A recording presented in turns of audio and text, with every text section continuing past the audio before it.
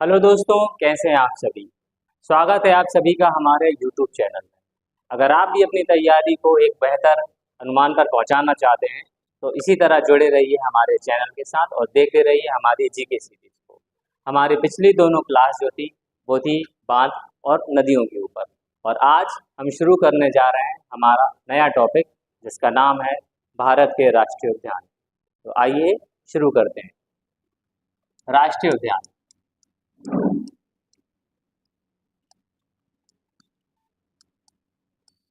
राष्ट्रीय उद्यान जो है वो क्या होते हैं, सबसे पहले हम इसे समझ लेते हैं। तो आपने एक एक्ट पढ़ा होगा जिसका नाम है वाइल्ड लाइफ प्रोटेक्शन एक्ट 1972। ये वाइल्ड लाइफ प्रोटेक्शन एक्ट 1972 क्यों बना? हमारे देश में पेड़ों की अंधाधुंध कटाई, जानवरों के शिकार को रोकने के लिए इस नियम को बनाया गया, और इस नियम के अनुसार कुछ क्षेत्र जो हैं उनको चिन्हित किया था। हमारे इस प्रोटेक्शन एक्ट में 35(4) सेक्शन जो है उसमें ये बताया गया है कि अगर कोई क्षेत्र किसी खास किस्म के जानवर या हमारी जो वनस्पति होती है उसको अगर संरक्षण देता है तो उसे हम राष्ट्रीय उद्यान या फिर हमारा वन्य जीव अभ्यारण्य या फिर जो हमारा बायोस्फीयर रिजर्व जिन्हें हम जैव विविधता मंडल कहते हैं उसमें हम उसको बांट सकते हैं। तो आइए हम एक एक कर इन तीनों को समझते हैं। सबसे पहले हम बात कर लेते हैं हमारे राष्ट्रीय उद्यान की। प्राकृतिक पर्यावरण के संरक्षण के लिए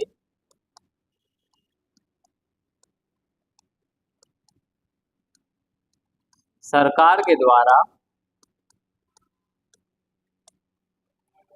प्राकृतिक पर्यावरण के संरक्षण के लिए सरकार के द्वारा जो अलग क्षेत्र रखा जाता है, अलग क्षेत्र रखा जाता है उसे हम कहते हैं राष्ट्रीय उद्यान। ये परिभाषा है आपकी राष्ट्रीय उद्यान की, जिसे हम नेशनल पार्क भी कहते हैं। ठीक है, तो आप देख सकते हैं प्राकृतिक पर्यावरण के संरक्षण मतलब जो भी हमारे जिस भी क्षेत्र को अलग रखा गया है उस क्षेत्र का प्राकृतिक पर्यावरण क्या होगा और उसको संरक्षण दिया जाएगा किसमें? राष्ट्रीय उद्यान। और 35(4) सेक्शन में बताया गया है कि कोई भी क्षेत्र राष्ट्रीय उद्यान में शामिल कब होगा? जब वो इस सेक्शन में दी हुई कुछ शर्तों को मानेगा तो उसे फिर राष्ट्रीय उद्यान का दर्जा दे दिया जाएगा। ठीक है, तो राष्ट्रीय उद्यान आपने समझ लिया। अब हम पढ़ते हैं वन्य जीव अभ्यारण्य पर कि वन्य जीव अभ्यारण्य किसे कहा जाता है। तो समझ लेते हैं हमारे वन्य जीव अभ्यारण्य को कि ये किसी विशेष प्रजाति या फिर वनस्पति हमारी कोई खास किस्म की प्रजाति या फिर वनस्पति का क्या करती है? संरक्षण करती है।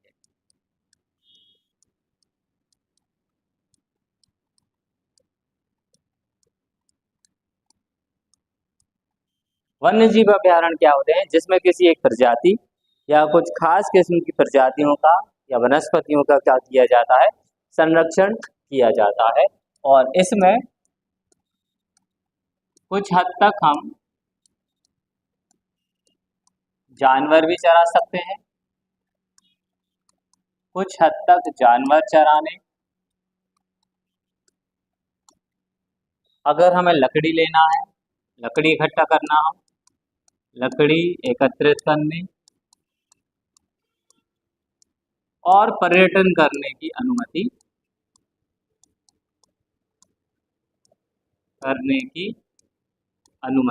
होती है। मतलब इसमें इतने ज़्यादा नियम, इतने ज़्यादा रिस्ट्रिक्शंस नहीं होते। इसमें आप कुछ हद तक जानवर भी चरा सकते हैं, अगर जंगल से लकड़ी एकत्रित करना है तो वो भी कर सकते हैं, और अगर घूमना है तो उसकी अनुमति होती। ये था आपका वन्य जीव अभयारण्य। अब समझते हैं जैव मंडल आरक्षित क्षेत्र।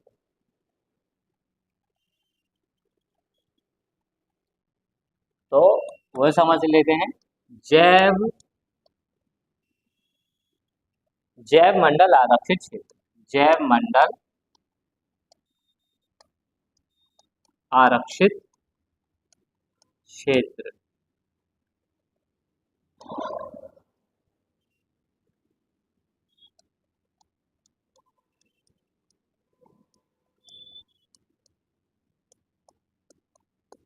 तो जैव मंडल आरक्षित क्षेत्र क्या होता है कि इसमें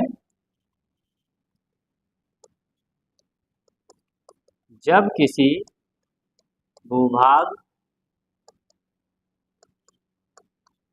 की जैव विविधता को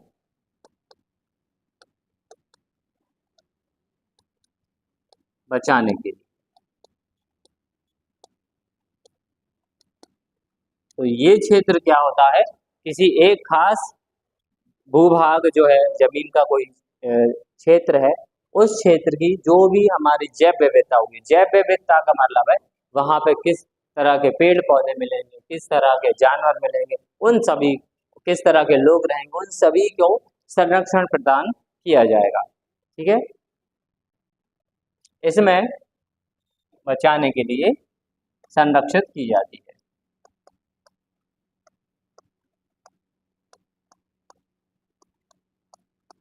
अब इसमें आता कौन कौन है ये भी समझ लेते हैं।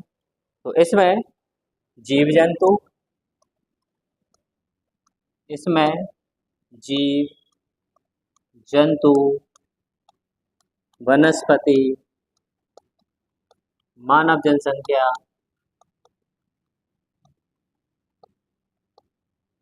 सब शामिल होते हैं, सभी शामिल होते हैं। चलिए, तो ये थे हमारे तीनों प्रकार के वो संरक्षित क्षेत्र जिन्हें सरकार के द्वारा संरक्षण दिया जाता है किसी वनस्पति के लिए, किसी खास प्रजाति के जानवर को संरक्षण प्रदान करने के लिए।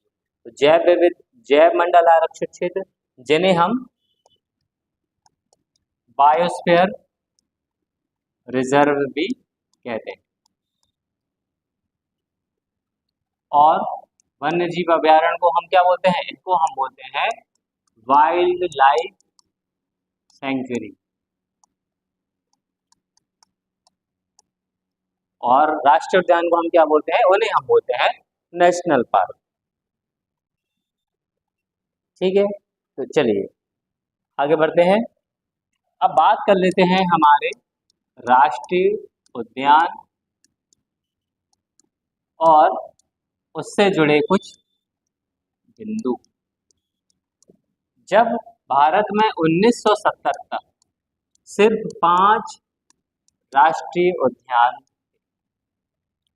और वर्तमान में आज के समय में लगभग 107 है, इसको 4 कर लीजिएगा, लगभग 104 लगभग जो है वो हमारे वर्तमान में राष्ट्रीय उद्यान है। ठीक है, अब प्रश्न बनता है कि हमारा पहला राष्ट्रीय उद्यान कौन सा था। पहला राष्ट्रीय उद्यान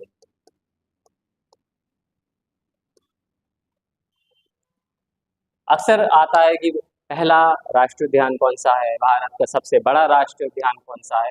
तो ऐसे ही जो क्वेश्चन है, सबसे बड़ा, सबसे छोटा, पहला, इसके अलावा तैरता हुआ, तो ये जो एग्जाम पॉइंट ऑफ व्यू से कुछ जो खास प्रश्न होते हैं राष्ट्रीय उद्यान से जुड़े हुए, उन्हें हम यहाँ पर समझेंगे। हमारा पहला प्रश्न है कि पहला राष्ट्रीय उद्यान जो कि है हेली राष्ट्रीय उद्यान, ठीक है, इसकी स्थापना कब हुई? तो इसकी स्थापना हुई थी 1936 में। और इसी नेशनल पार्क का नया नाम है जिम कॉर्बेट राष्ट्रीय उद्यान। और ये कहाँ पर है? ये है हमारा उत्तराखंड में। चलिए इसको नोट कर लीजिए कि ये हमारा पहला राष्ट्रीय उद्यान है। पहले इसका नाम हेली राष्ट्रीय उद्यान था, स्थापना 1936 में हुई, बाद में इसका नाम बदलकर जिम कॉर्बेट राष्ट्रीय उद्यान कर लिया गया, जो कि कहाँ पर है? उत्तराखंड में।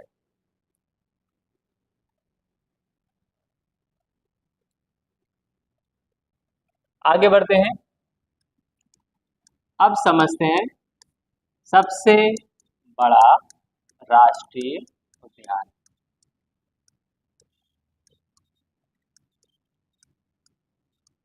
तो हमारा सबसे बड़ा राष्ट्रीय उद्यान जो है वो है हेमिस राष्ट्रीय उद्यान,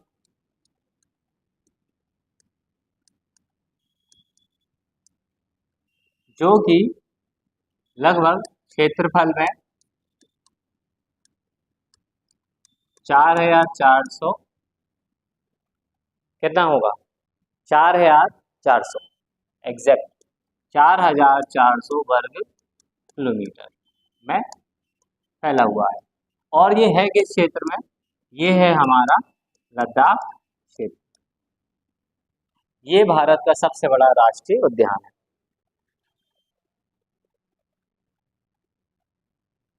अब सबसे बड़ा है तो सबसे छोटा भी होगा, तो सबसे छोटा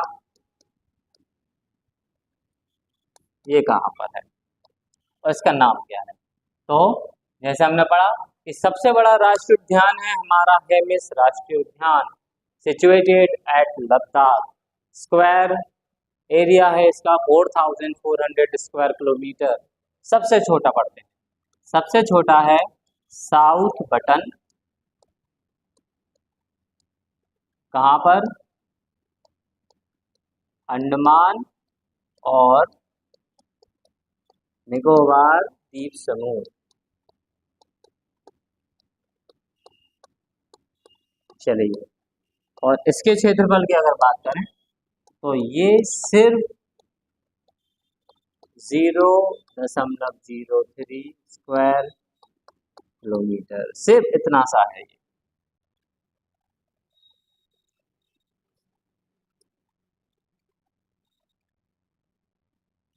अगला पॉइंट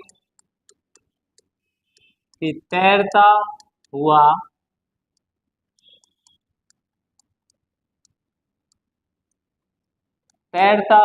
राष्ट्रीय उद्यान ये कौन सा है?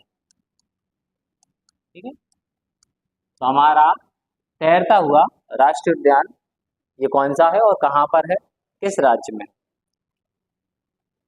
तो ये है हमारा केवुल लामजाओ। अब इसके नाम से लग रहा है आपको केवुल लामजाओ, तो ये किस तरफ होगा? ये होगा नॉर्थ ईस्ट में, क्योंकि नाम ही थोड़ा सा अजीब पढ़ने में आ रहा है। तो ये है हमारा मणिपुर में, और मणिपुर में एक प्रसिद्ध झील का भी नाम, वो है कौन सी? लोकटक झील। तो वहीं पर उसी झील के किनारे ये राष्ट्रीय उद्यान, ठीक है। ये विश्व का एकमात्र, ये इंपॉर्टेंट पॉइंट है, विश्व का एकमात्र तैरता हुआ राष्ट्रीय उद्यान है। ये आप नोट कर लें कि हमारा केबुल लामजाओ नेशनल पार्क विश्व का एकमात्र तैरता हुआ फ्लोटिंग नेशनल पार्क कहाँ पर है? मणिपुर में। किस झील के किनारे? लोकटक झील। तैरता हुआ राष्ट्रीय उद्यान। चलिए अब समझते हैं। अच्छा ये बताइए, पहला मरीन मतलब समुद्री राष्ट्रीय उद्यान ये कहाँ पर है?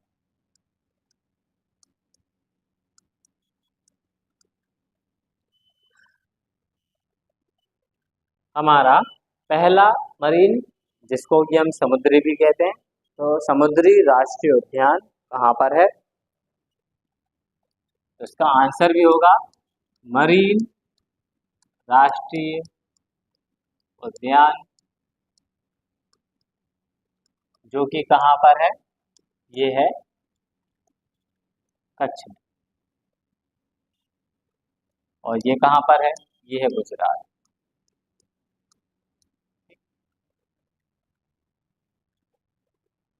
और इस तरह से कुल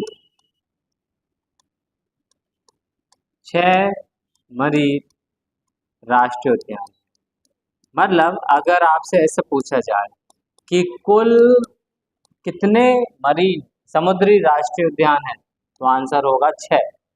लेकिन पहला पूछेंगे पहला समुद्री राष्ट्रीय उद्यान या पहला मरीन राष्ट्रीय उद्यान कौन सा होगा? मरीन राष्ट्रीय उद्यान कच्छ, गुजरात।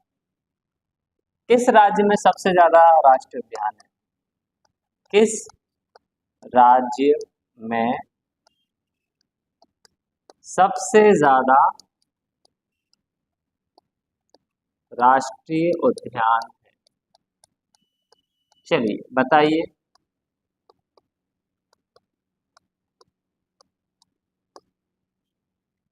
भारत के किस राज्य में सबसे ज्यादा राष्ट्रीय उद्यान है? तो उसका आंसर होगा मध्य प्रदेश। जी हाँ, हमारे प्रदेश में सबसे ज्यादा राष्ट्रीय उद्यान है, जिनकी संख्या है 11।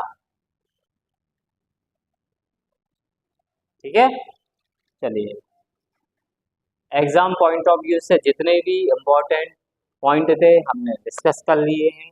अब हम शुरू करते हैं हमारे कुछ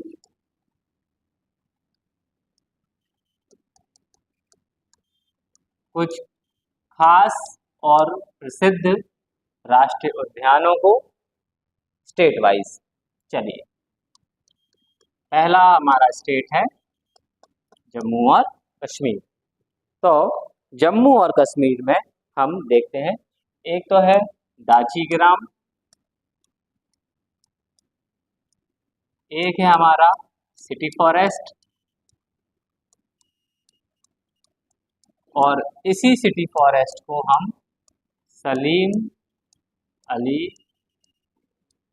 राष्ट्रीय उद्यान भी कहते हैं।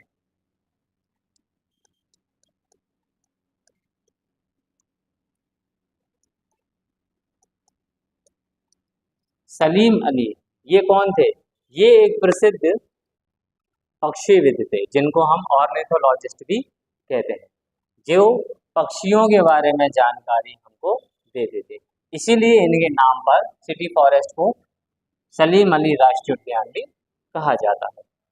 और अगला जो है राष्ट्रीय उद्यान, जिसका नाम है किश्तवाड़। किश्तवाड़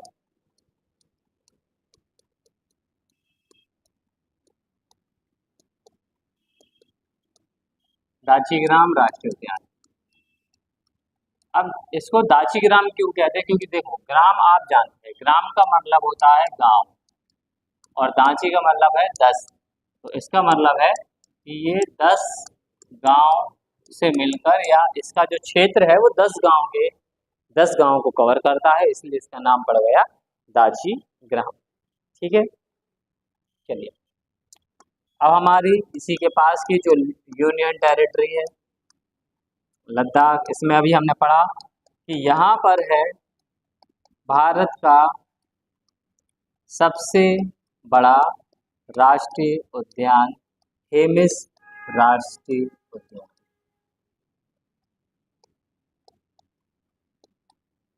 ठीक, चलिए आगे बढ़ते हैं। आपने नोट कर लिया होगा, तो फिर अब हम आगे बढ़ते हैं। आगे है हमारा हिमाचल प्रदेश।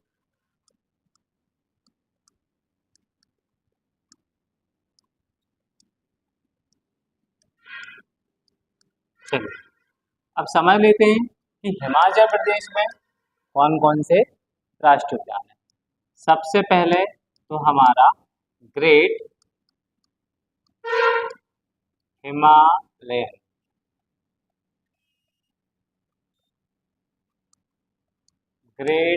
हिमालयन राष्ट्रीय उद्यान।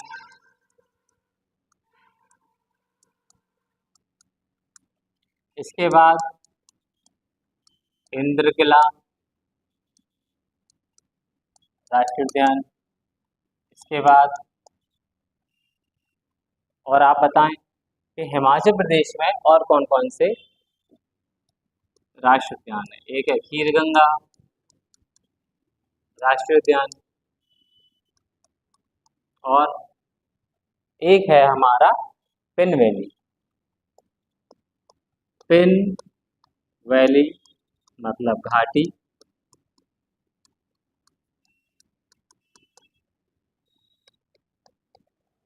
और इसके अलावा हमारा सिम्बलवाड़ा। नाम थोड़े से अलग हैं, इसलिए इनको समझने की और याद रखने की बार बार याद रखने की कोशिश करना। सिम्बलवाड़ा। चलिए ये है हमारे राष्ट्रीय उद्यान। ग्रेट हिमालय राष्ट्रीय उद्यान, इंद्रकिला राष्ट्रीय उद्यान, खीरगंगा राष्ट्रीय उद्यान, पिन वैली राष्ट्रीय उद्यान और सिम्बलवाड़ा राष्ट्रीय उद्यान। ये थे वो राष्ट्रीय उद्यान जो कि हमारे हिमाचल प्रदेश में। अब हम पढ़ते हैं उत्तराखंड के। तो हमारा अगला राज्य है उत्तराखंड। चलिए देवभूमि उत्तराखंड से शुरू करते हैं। सबसे पहले नंदा देवी राष्ट्रीय उद्यान, नोट कीजिए साथ साथ इसको। दूसरा है हमारा गोविंद पशु विहार। अगला है फूलों की घाटी, इसी को हम बोलते हैं वैली ऑफ फ्लावर, जिसमें लगभग अनगिनत किस्म के फूल जो हैं ये इस घाटी में खिलते हैं। ये भी कहाँ पर है? ये उत्तराखंड में। इसके बाद राजाजी राष्ट्रीय उद्यान,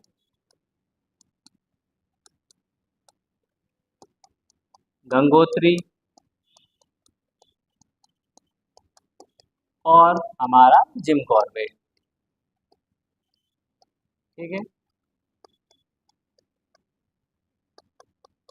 ये सभी राष्ट्रीय उद्यान उत्तराखंड में स्थित हैं।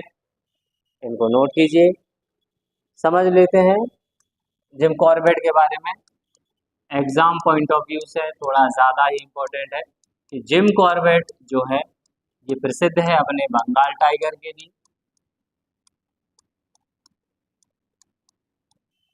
और साथ ही शुरुआत में इसको 1954-55 पहले इसका नाम आपने पढ़ा था कि सबसे पहले इसका नाम था गेली राष्ट्रीय उद्यान। बाद में 1954 से 55 के दरमियान इसका नाम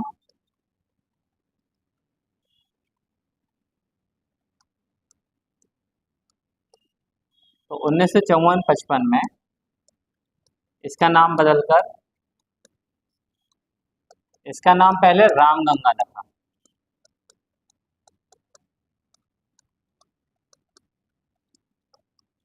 लेकिन बाद में 1 साल बाद ही 55-56 के समय इसका नाम जिम कॉर्बेट रखा गया। ठीक, तो 1955-56 से जब से इसका नाम जिम कॉर्बेट रखा है, तब से इसका नाम जिम कॉर्बेट है। और हमारे भारत में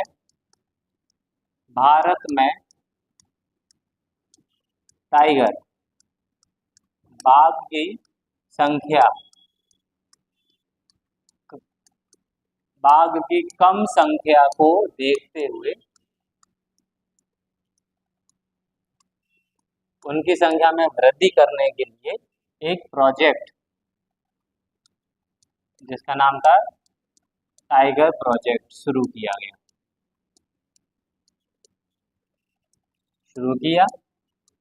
और इसी टाइगर प्रोजेक्ट में सबसे पहले किस स्थल को शामिल किया? तो प्रोजेक्ट शामिल होने वाला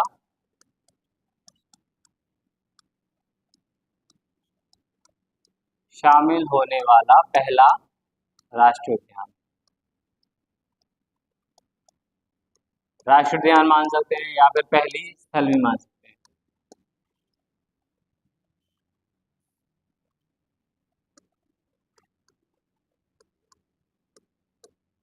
ठीक है, जब प्रोजेक्ट टाइगर शुरू किया तो इस प्रोजेक्ट में सबसे पहले किसको शामिल किया गया था?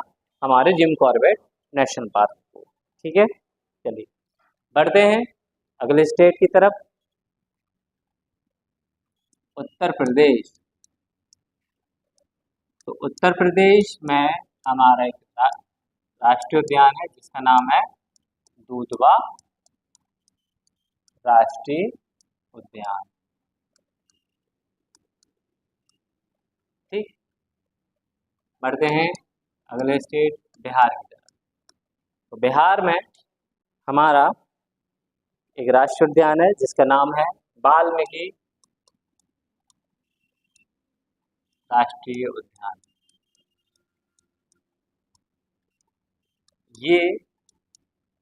ये राष्ट्रीय उद्यान बना था 1990 में।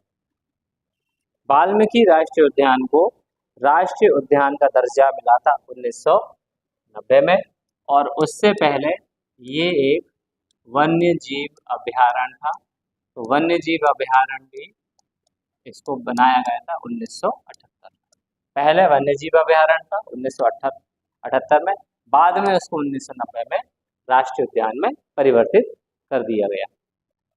चलिए अब बढ़ते हैं हमारा अगला राज्य और अगला राष्ट्रीय उद्यान। तो झारखंड जो है वहां पर जो राष्ट्रीय उद्यान है जिसका नाम है बेतला राष्ट्रीय। ठीक है,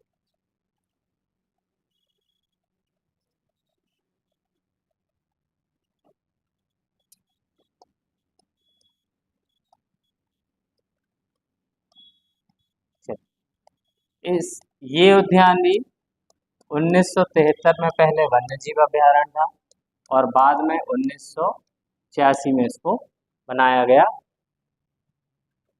इसको 86 कर दीजिएगा।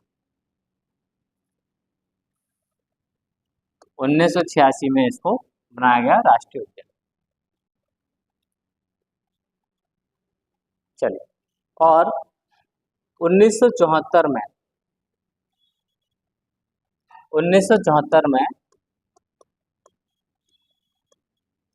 इसे मतलब बेतला राष्ट्रीय उद्यान को जो पलामू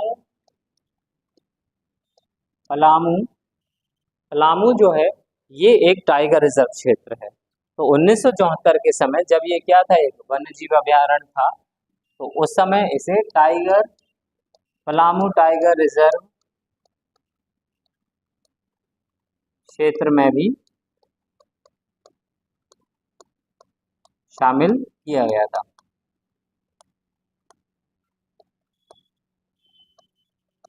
मतलब इसका कुछ हिस्सा पलामू टाइगर रिजर्व क्षेत्र में शामिल किया गया था। ठीक है, चलिए अब झारखंड के बाद बढ़ते हैं हमारे अगले राज्य जो कि है पश्चिम बंगाल।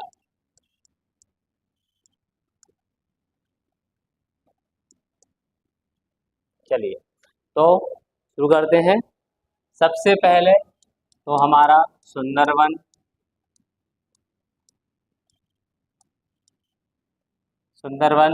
राष्ट्रीय उद्यान। और अगर आपने हमारी क्लास नदियों वाली देखी होगी जिसमें हमने बताया था कि सुंदरवन जो है डेल्टा भी है जो कि गंगा और ब्रह्मपुत्र नदियों के द्वारा, गंगा और ब्रह्मपुत्र नदी के द्वारा बनाया गया विश्व का सबसे बड़ा डेल्टा है। और उसी डेल्टा के पास में स्थित है ये हमारा सुंदरवन राष्ट्रीय उद्यान।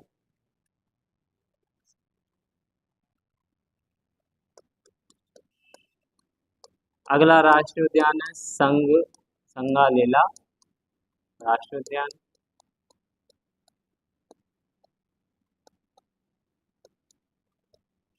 फिर है हमारा गौरामारू,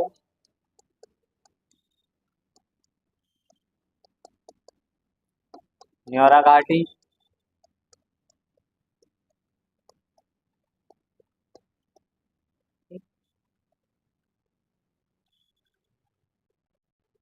फिर है बक्सा और आखिरी है जलदापारा।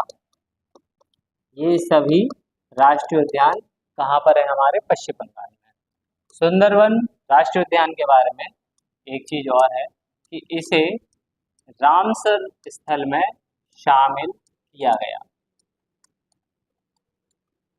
अब जो लोग रामसर स्थल नहीं जानते उन्हें बताते हैं ये रामसर स्थल क्या होता है। रामसर स्थल जो आर्द्र भूमि होती है, जो वेटलैंड जिसको हम कहते हैं, तो ऐसे स्थलों को चुनता है और उन्हें फिर रामसर स्थल में शामिल करता है।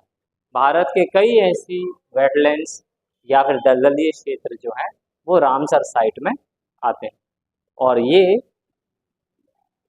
2019 से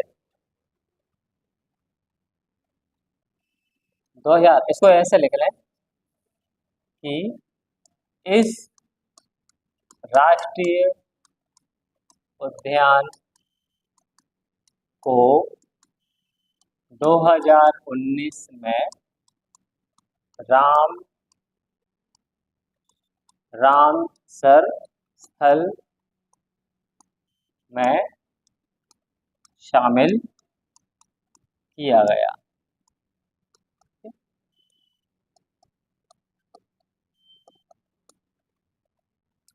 ये थे इम्पोर्टेंट राष्ट्रीय उद्यान। कुछ और राष्ट्रीय उद्यान हैं जिन्हें हम हमारे इस वीडियो का जो सेकंड पार्ट आएगा उसमें डिस्कस करेंगे। साथ में और भी जो हमारे टॉपिक रहेंगे इस जीके सीरीज की उन्हें हम लगातार आपके साथ बांटते रहेंगे। अगर वीडियो अच्छी लगी हो उसे लाइक कीजिएगा और अपने सभी दोस्तों के साथ जो किसी न किसी कॉम्पिटिटिव एग्जाम की तैयारी कर रहे हैं उनके साथ शेयर कीजिएगा। धन्यवाद।